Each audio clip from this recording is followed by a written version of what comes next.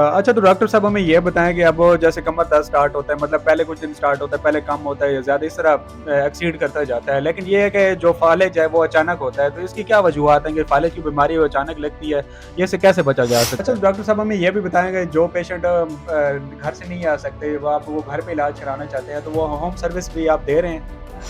अस्सलाम वालेकुम, welcome to zero point. मैं हूँ आपका होस्ट अर्शी भट्टी। तो यहाँ पे हम मौजूद है टेक्सला में, टेक्सला फिजियोथेरेपी सेंटर में। तो फिजियोथेरेपी सेंटर टेक्सला में एक जदीद मशीनरी के साथ एक स्टार्ट हो रहा है, और उसके अलावा यहाँ पे फालिज के मरीजों के लिए रिपोर्टेड ग्लव्स लाए गए जो बाहर टेक्सला में किसी जगह पे या किसी फिजियोथेरेपी सेंटर पे मौजूद नहीं है। तो यहाँ पे जो डॉक्टर साहब है, डॉक्टर उमर साहब, इनसे बात करते हैं कि ये उसके अलावा फिजियोथेरेपी में कौन कौन सी जदीद मशीनरी के साथ काम स्टार्ट किया गया, और उसके अलावा जो है रिपोर्टेड ग्लव्स का क्या इस्तेमाल है, या फालिज के मरीज कैसे इस्तेमाल कर सकते हैं और यहाँ तक कैसे बआसानी पहुँच सकते हैं। तो आइए इनसे बात करते हैं। अस्सलाम वालेकुम, क्या हाल है? अच्छा डॉक्टर साहब सबसे पहले तो ये बताएँ कि आपने इस पेशे को क्यों चूज़ किया? जो डॉक्टरी का पेशा है, एक मुक़द्दस पेशा, आपने इस पेशे को क्यों चूज़ किया? ये वजह बताएँ। इस पेशे को चूज़ करने का मकसद तो ये था कि एक लोगों की खिदमत हो सके। सबसे बड़ा मकसद इसका एक यही होता है। और मेडिकल में जो भी आता है उसका मकसद यही होना चाहिए कि लोगों की खिदमत कर सकें ज़्यादा से ज़्यादा, जिस तरह भी हो सकता है। सही है। अच्छा तो ऐसे है कि यहाँ पे ये है कि अगर वालिदैन या उसके अलावा और कोई रिलेटिव अगर डॉक्टर्स हों तो वो ये है कि उनके बच्चे जो है वो उस फील्ड में आ जाते हैं या मेडिकल की फील्ड में आ जाते हैं। तो आपके वालिदैन या आपके रिलेटिव में कोई डॉक्टर है पहले यार? हाँ जी, बिल्कुल, मेरे फैमिली जो है तकरीबन सारे मेडिकल में है। मैं मेडिकल में आना नहीं चाहता था पहले खुद, लेकिन मेरा इंटरेस्ट ज़्यादा था उसमें, लॉ में और पॉलिटिक्स में। लेकिन एक क्या कह सकते हैं, फैमिली की लेगेसी को लेके चलना पड़ता है आगे। तो मेडिकल को थोड़ा-सा स्टार्ट किया, जब उसको पढ़ना स्टार्ट किया तब उसमें इंटरेस्ट थोड़ा-सा डेवलप हो गया, तो उसी को आगे करियर को परस्यू किया मैंने। अच्छा तो आप ये कह रहे हैं कि आपकी फैमिली में डॉक्टर है, इसी वजह से आप डॉक्टरी या मेडिकल की फील्ड में आए। तो आप अगर मेडिकल या डॉक्टर की इस फील्ड में आए हैं तो आपने फिजियोथेरेपिस्ट को क्यों चूज़ किया? इसकी क्या खास वजह है?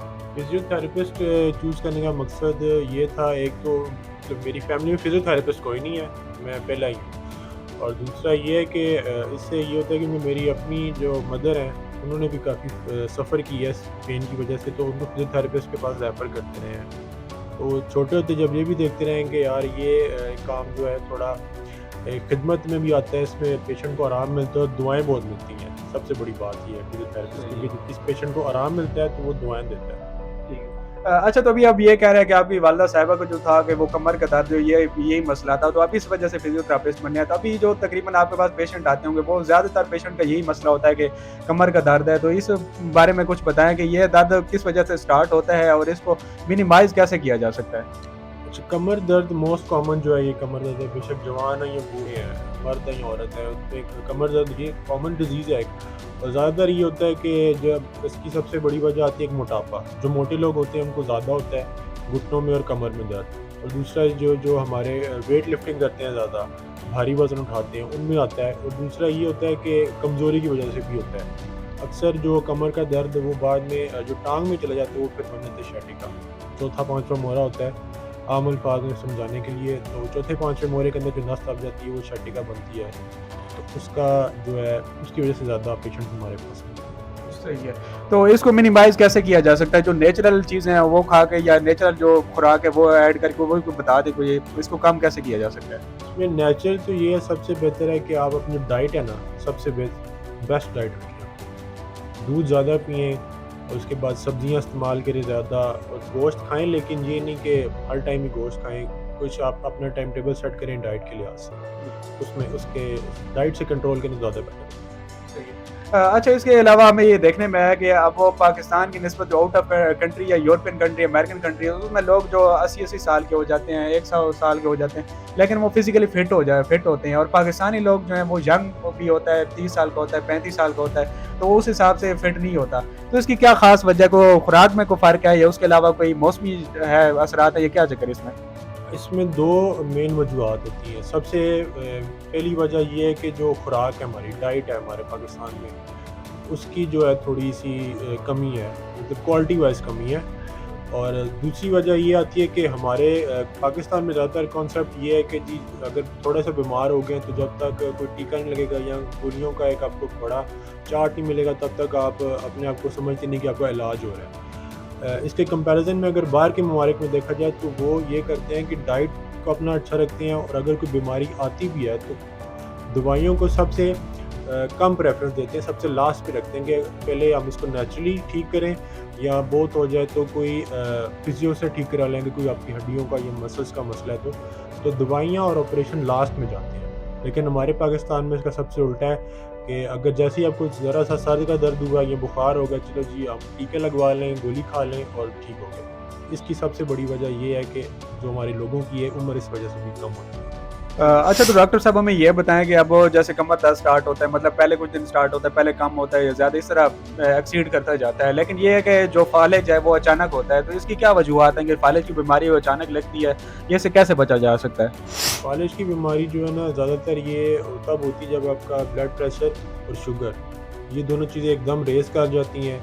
उसकी वजह से आपकी जो फालिज का अटैक है ना, उसको कहते हैं, होता है फालिज का अटैक होता है। इससे बचाव काफ़ी तरीक़ों से हो सकता है, लेकिन अनफॉर्चुनेटली जो हमारे मुल्क की हालात हैं और जो दूसरा लोगों की टेंशनें बहुत ज़्यादा हैं। ये सबसे कॉमन होता है टेंशन की वजह से, लोग टेंशन लेते हैं, शुगर लेवल इंक्रीज़ होता है, ब्लड प्रेशर इंक्रीज़ होता है और उसके बाद फालिज का अटैक होता है। अच्छा, तो ये नाज़रीन जो देख रहे हैं, ये टेक्सला का पहला फिजियोथेरेपी सेंटर है जहाँ पे ये कि रोबोटिक ग्लव्स मौजूद हैं। तो ये डॉक्टर साहब से पूछते हैं कि ये फालिज के मरीजों के लिए कैसे इस्तेमाल हो सकते हैं और रोबोटिक ग्लव्स के क्या एडवांटेजेस हैं। तो डॉक्टर साहब हमें रोबोटिक ग्लव्स दिखा भी दें और इनके एडवांटेजेस भी बता दें कि ये फिर इसको कैसे इस्तेमाल किया जा सकता है। अच्छा जी, ये रोबोटिक ग्लव्स हैं। ये एक तरह से कह सकते हैं हमारी तरफ से जो हमारे टेक्सला वाक एंड की अवाम है उनके लिए ये तोहफ़ा भी है कि उनको अपनी इस ऐसी जदीद फिजियोथेरेपी के लिए दूसरे शहर में जैसे पिंडी, इस्लामाबाद या लाहौर तक जाने की ज़रूरत नहीं पड़ेगी। उनको अपने शहर में मुनासिब कीमत पे जो है वो इस चीज़ का इलाज मिलता है। और इसका मेन मकसद ये होता है कि जो आपकी फालिज की मरीज़ है जिनका बाजू काम करना बंद कर जाता है और हाथ स्पेसिफिकली उंगलियाँ उनके एक जगह पड़ी रह के सूज जाती हैं और फिर एंड टाइम ऐसा आता है कि वो बिल्कुल काम करना बंद हो जाता है। इससे ये होता है कि आपकी जो हाथों की उंगलियों की ग्रिप है उसकी ठीक रहती है, वो मेंटेन रहती है और सर्कुलेशन बढ़ती रहती है। अगर सर्कुलेशन चलती रहेगी तो आपका जो हाथ है उसकी मूवमेंट दोबारा आप गेन कर सकते हैं फालिज के अटैक में। ये जो है टेक्सला, वाक एंड, हसन अब्दाल, हरीपुर, खानपुर, ये सारे लोगों के लिए हमने रखा हुआ है। मतलब आपको अब अपने इस इलाज के लिए आप दूर जाने की ज़रूरत नहीं है। अच्छा, डॉक्टर साहब हमें ये भी बताएंगे जो पेशेंट घर से नहीं आ सकते, वो घर पे इलाज कराना चाहते हैं, तो वो होम सर्विस भी आप दे रहे हैं? जी, जी, बिल्कुल हमारे होम सेशंस की सर्विस यहाँ पे अवेलेबल है। डॉक्टर्स पूरी बाकायदा जाते हैं ट्रीटमेंट करने और उसमें हम एक पेशेंट्स को ये बेनिफिट देते हैं कि उनका जो बीपी, ऑक्सीजन सैचुरेशन और पल्स, ये उनकी जो है फ्री ऑफ कॉस्ट हम जो है उसकी एनालाइज करते हैं और वो सेशन स्टार्ट करने से पहले भी करते हैं और सेशन स्टार्ट करने के बाद भी होता है। ये प्रॉपर एक बाकायदा पूरा चार्ट मेंटेन होता है। ठीक है। अच्छा, तो इसके अलावा ये जो अपने क्लिनिक के औकात बता दें या इनकी टाइमिंग बता दें, किस टाइम से ओपन और क्लोज होता है, तो ये बता दें। इसकी ओपनिंग टाइमिंग सुबह 9 बजे, क्लोजिंग टाइम शाम को 9 बजे। सही है। अच्छा, तो डॉक्टर साहब इसके अलावा जो मेन चीज़ होती है ना वो एक्सपीरियंस होता है कि यार जिस डॉक्टर ने पहले फलां क्लिनिक दिया, इसके अलावा आप जो हॉस्पिटल में काम किया तो आप अपने एक्सपीरियंस बता दें, शेयर कर दें कि ताकि जो लोग वीडियो हमारी देख रहे हैं वो एक्सपीरियंस आपका उन तक पहुँच सके। जी, मैंने इससे पहले 3 हॉस्पिटल्स में काम किया है। सबसे पहले हमारा जो वहाँ इंटरनेशनल हॉस्पिटल टेक्सला में है, उसके अलावा कायद-ए-आज़म इंटरनेशनल हॉस्पिटल और उसके लास्ट में जो मैंने अभी रिसेंटली किया ख़त्म अपना वहाँ से म्यू हॉस्पिटल लाहौर से। सही है, ठीक है। तो अभी आपने मतलब आप बता रहे हैं कि आपने पहले हॉस्पिटल में काम किया, तो हॉस्पिटल छोड़ के क्लिनिक बनाने की क्या खास वजह है?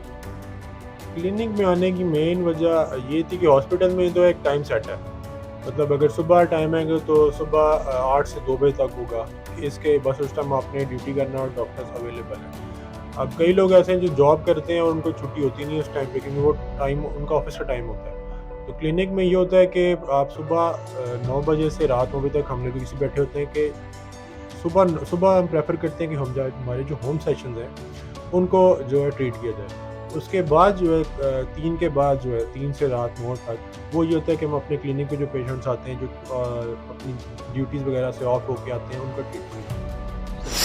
अच्छा, इसके अलावा जो हमें यहाँ पे लोग देख रहे हैं जो रावलपिंडी, टेक्सला, वाह और हसन अब्दाल के लोग देख रहे हैं, तो ये जो है रोबोटिक ग्लव्स के अलावा उसके अलावा आपके पास कौन कौन सी सहूलियात मौजूद है जो लोग जो पेशेंट हैं वो यहाँ पे आके अवेल कर सकते हैं? हमारे पास जी छोटे बच्चों से लेके बड़े बुजुर्गों सबकी फिजियोथेरेपी की सहूलत मौजूद है। बाकायदा हमारी प्रॉपर एक माहिरीन की टीम है, डॉक्टर सारे आपको ट्रीट करते हैं। ये नहीं कि आपको कोई टेक्नीशियन या कोई जैसे हेल्पर्स टाइप, वो आपको ट्रीट नहीं करते, बाकायदा प्रॉपर डॉक्टर्स हैं वो आपको ट्रीट करते, एक्सपीरियंस डॉक्टर्स हैं। तो आप एक दफ़ा आके विज़िट भी कर सकते हैं, कंसल्टेशन हमारी कोई फ़ीस नहीं होती। अच्छा, तो ये डॉक्टर साहब सबसे बड़ा दावा जो कर रहे हैं ना, कंसल्टेशन की कोई फीस नहीं है, ठीक है। तो बाकी जो अस्पतालों में जाएं वहाँ पे जस्ट एंट्री फीस भी होती है कि यार आप इंटर हो जाते हैं तो आपको फीस लाजमी देनी होती है। तो ये कर रहे हैं कि इन कंसल्टेशन की कोई फीस नहीं, यहाँ पे आप आएँ विजिट करें। तो ये डॉक्टर साहब से हम जो एड्रेस जो कंफर्म कर लेते हैं कि एड्रेस किस एड्रेस पे इनका क्लिनिक मौजूद है। तो काइंडली हमें एड्रेस बता दीजिएगा। तो ये एड्रेस हमारा जी टेक्सटाइल म्यूजियम सबसे फेमस, इसके साथ खानपुर रोड जा रहा है। खानपुर रोड पे आप आएंगे, थोड़ा सा नीचे उतरे, लेफ्ट साइड में एक ही बाकायदा फिजियोथेरेपी सेंटर है, अकबर प्लाजा।